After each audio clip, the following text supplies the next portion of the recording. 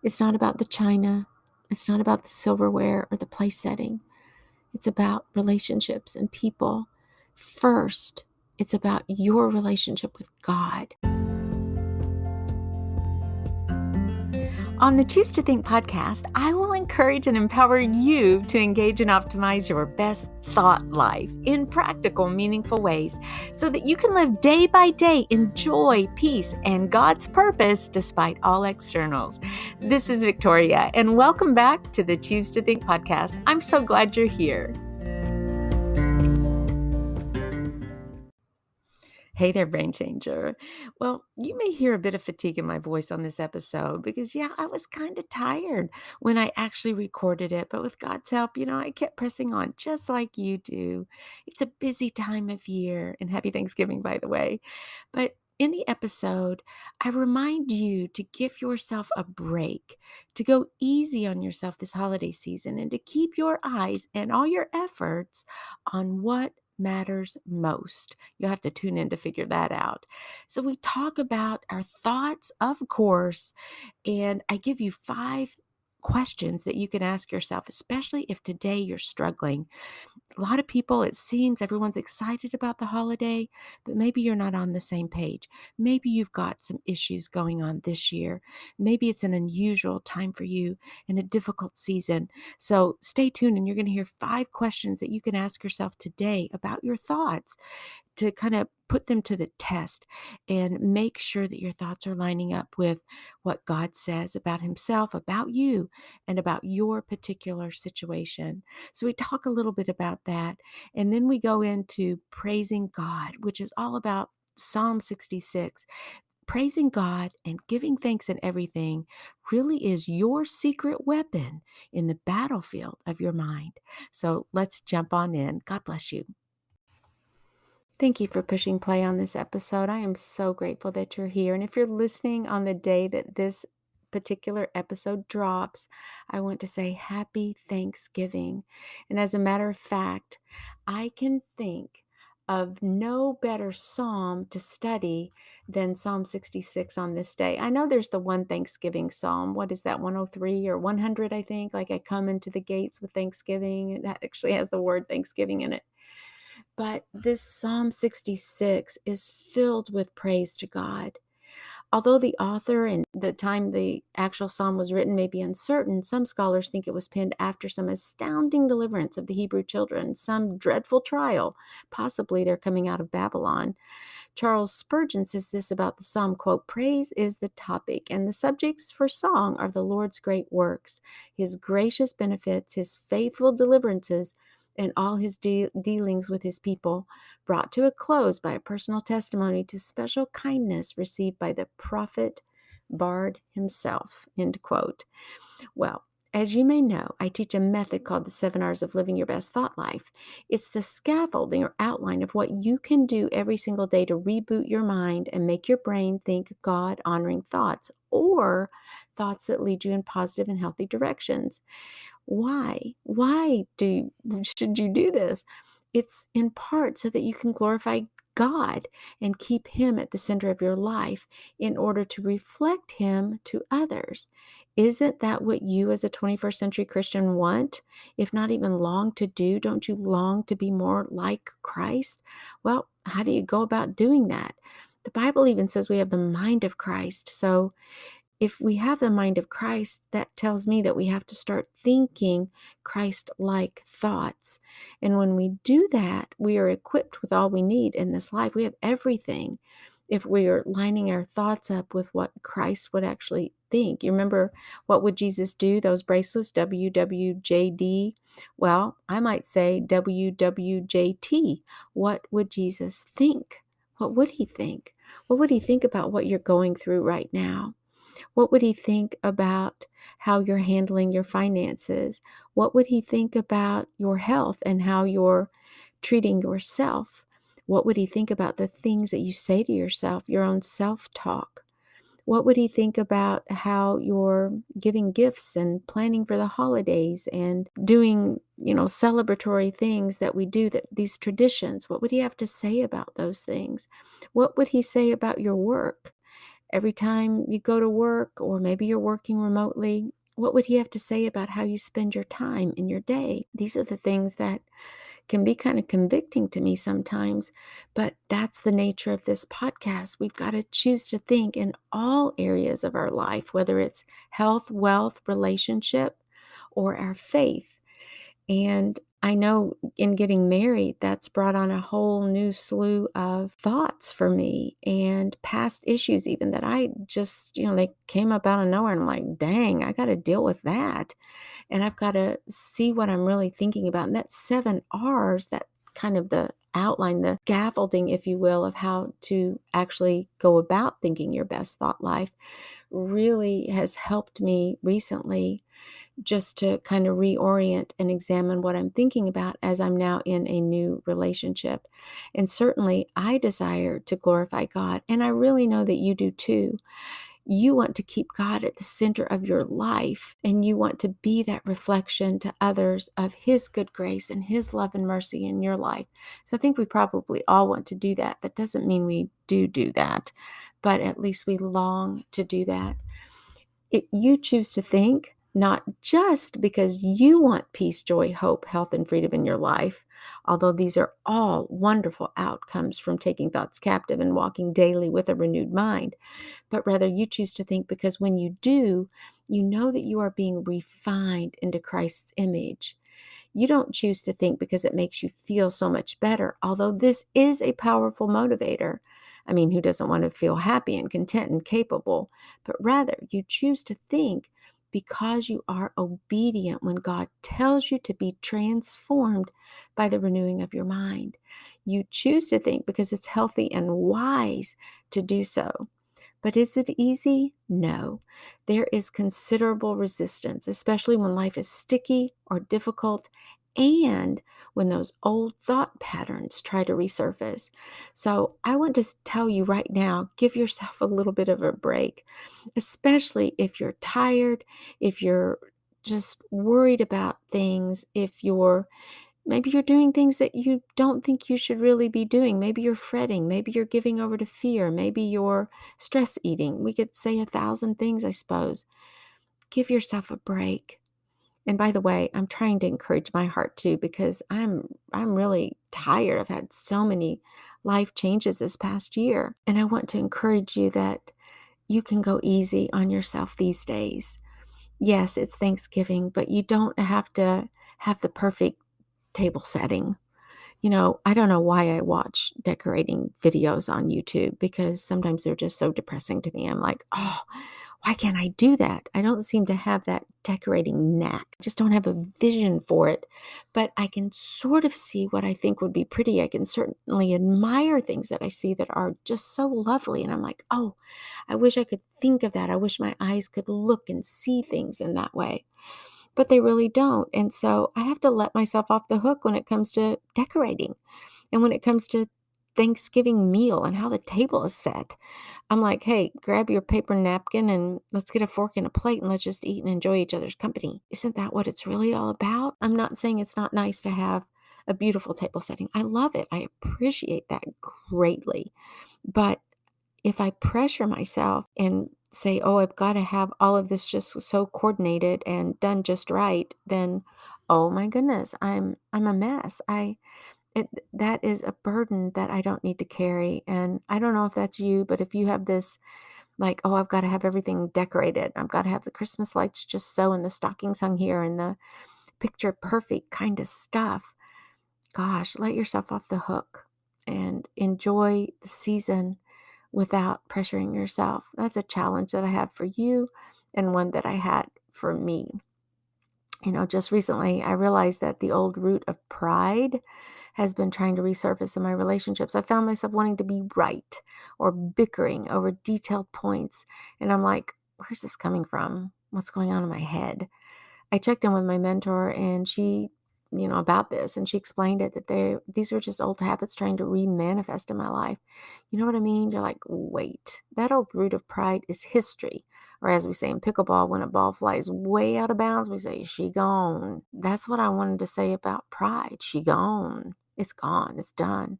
But here I've been struggling with that lately. So, what about choosing to think in that scenario and what's going on? But because I have new life scenarios, new relationships, then it's just kind of, I think the enemy of my soul is trying to tap on my shoulder and say, hey, what about this?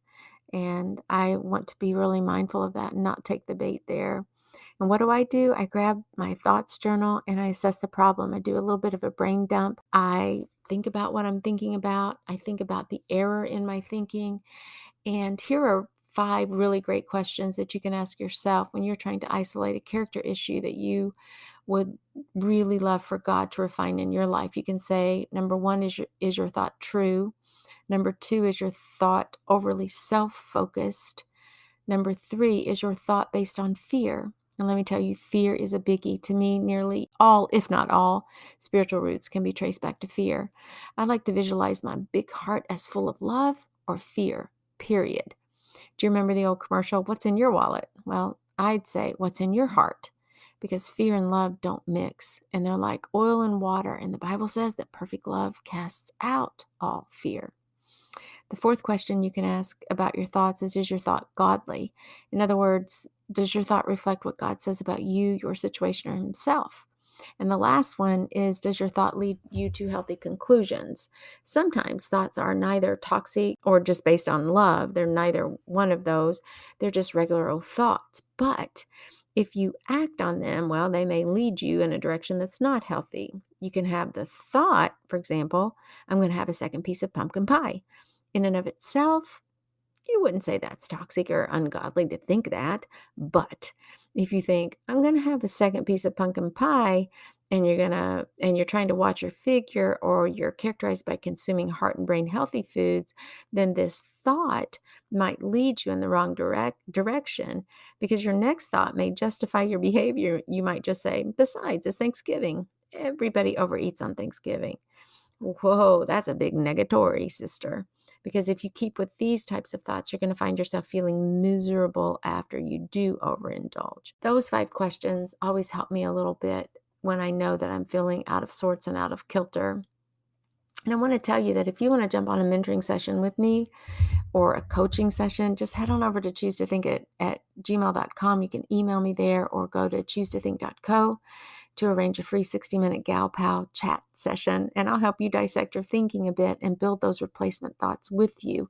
We can even go through these questions. We can go through the 7 R's.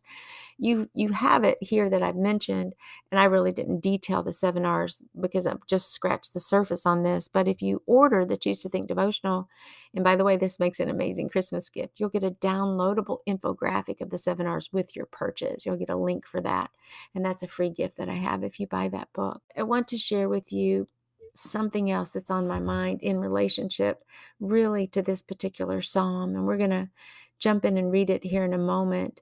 But it has to do with mindset that goes right along with choosing to think, developing these new techniques and being metacognitive in your approach to life, and just really desiring and asking God to help you in this whole process. You can step back and just say, okay, relax your shoulders, let them slump, and just say, okay, breathe.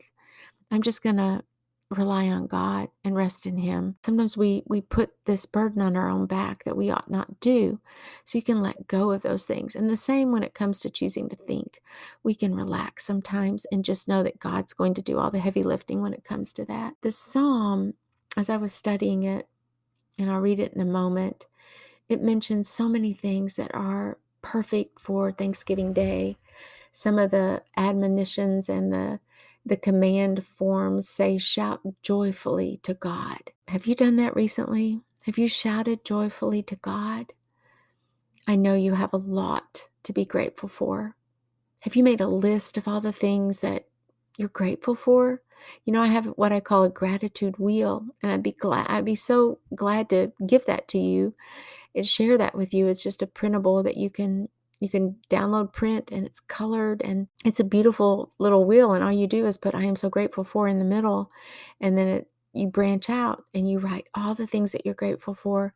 If you go over that list every day, I guarantee you your brain is going to be on dopamine rush, because that's what happens in your brain. It's chemically proven back in, I think, 2008. There was a study done that indicated the impact of having gratitude, being grateful, and what it actually did, what parts of your brain would light up as a result of that, and the chemical changes that were happening in the bloodstream. But just positively fascinating. So try being grateful this season and write out why you're grateful. All those things, itemize them and keep that list going. There was a season of my life that I read my gratitude list, that wheel. I read it every single day over and again, and it puts me in such a good state of mind, and it can do the same thing for you. Another line in Psalm 66 says, "Sing the glory of his name." Well, do you know the names of God? Do you know him? Do you know who he is? Do you know his characteristics? And can you sing the glory of his name? Make his praise glorious. Say to God, "How awesome are your works." Have you stepped back recently to just say, "Hey, how awesome are your works, God? You're doing great things in my life. You're making a way where I thought there was no way. You're healing me. You're teaching me. You're guiding me. You're delivering me. You're showing me your way. And you love me, Lord." Have you said those things lately about God? Have you worshiped him in that way and thanked him in that way? Have you sung praises to his name? Another admonition says, "Come and see the works of God, who is awesome in his deeds toward the sons of man." What deeds has God done in your life that you would say are awesome? Can you think of a few and put that on your gratitude journal? What about rejoicing when he brings you through a tough spot? You may have just come out of surgery. You may have just had a baby. You may have moved. You may have gotten married. You may have lost your job. Maybe you're starting another job. So many things could be going on in your life right now. Have you kind of made an altar there to remember just how God has brought you through those things? The psalmist tells us to bless our God. And, also talks about what God does and characteristics of him, and says, number one, he's awesome. As I said a moment ago, he rules. His eyes keep watch. He doesn't slumber or sleep. He always is watching after you, and he keeps you in life, not even allowing your foot to slip. You may think, "Oh, good grief, I feel like I'm about to fall, or I did fall, or I'm stumbling and tripping and I just can't do my life." Well, with God right there and yoked to him, he's not going to let you slip. He's not going to let your feet slip. He won't let you fall. And you know what? He's going to refine you. He's going to refine you in your thought life. He's going to refine you with your mindsets. He's going to refine you in your own personal character traits. And there are going to be ways where you need to grow. Do you want to grow? Do you want to change? Do you want to have a different future and a different vision about your life? It's possible with God. It really, really is. He is going to refine you if you allow it. It's like the refiner's fire or the launderer's soap. I always loved that in the psalm because that was so curious to me. The launderer's soap. That's what he does in your life. He refines and he cleans. He takes care of you, and he just loves you that much. He loves you too much to leave you alone. He's going to make sure that you change and that you are refined. Now, you can partner with him in that process, or you can wait till tragedy strikes, and then maybe your heart will be open to that.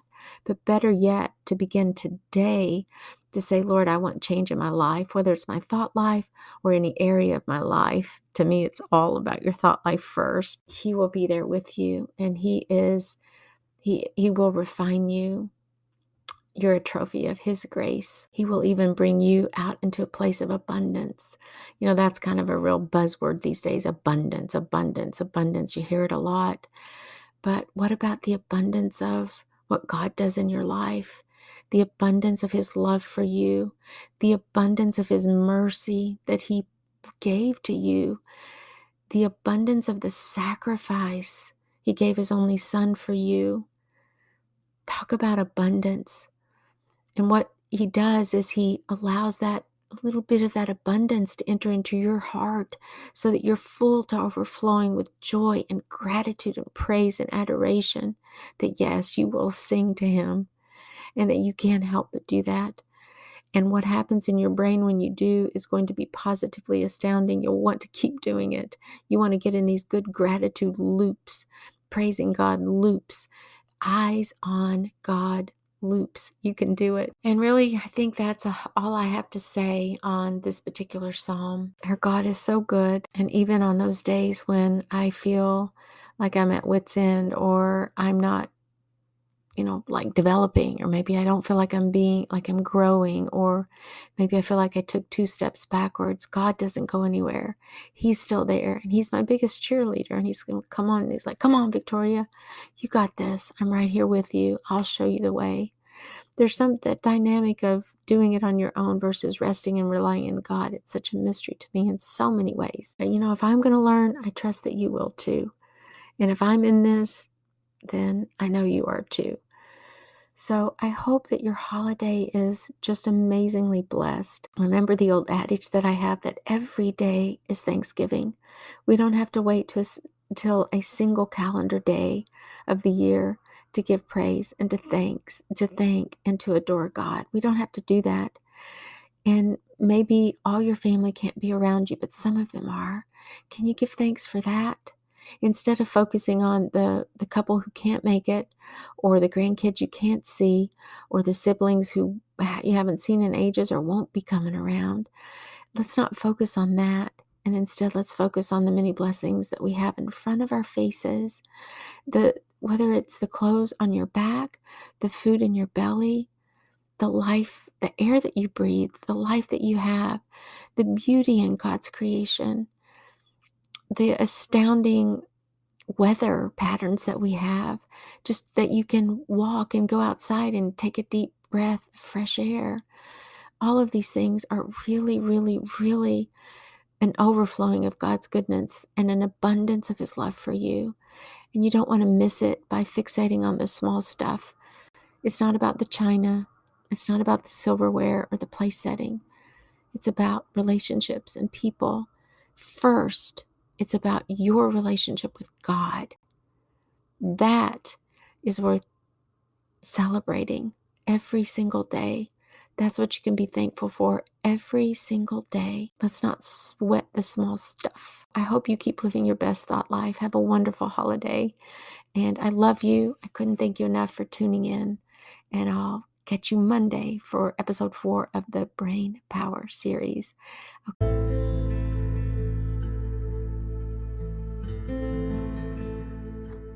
Psalm 66, the NASB version.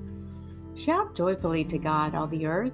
Sing the glory of His name. Make His praise glorious. Say to God, how awesome are your works. Because of the greatness of your power, your enemies will pretend to obey you. All the earth will worship you and will sing praises to you. They will sing praises to your name. Come and see the works of God, who is awesome in His deeds toward the sons of mankind. He turned the sea into dry ground. They passed through the river on foot. Let's rejoice there in Him. He rules by His might forever. His eyes keep watch on the nations. The rebellious shall not exalt themselves. Bless our God, you peoples, and sound His praise abroad, who keeps us in life and does not allow our feet to slip. For you have put us to the test, God. You have refined us as silver is refined. You brought us into the net. You laid an oppressive burden upon us. You made men ride over our heads. We went through fire and through water. Yet you brought us out into a place of abundance. I shall come into your house with burnt offerings. I shall pay you my vows, which my lips uttered and my mouth spoke when I was in distress. I shall offer to you burnt offerings of fat animals with the smoke of rams. I shall make an offering of bulls with male goats.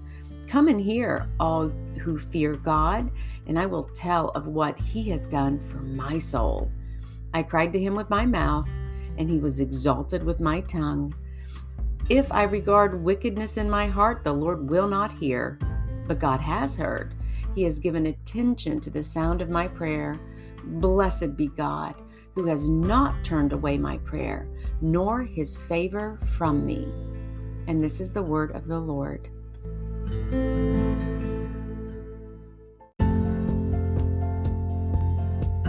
It's a wrap, Brain Changer. And until next time, Dios primero y que Dios te bendiga. Ciao.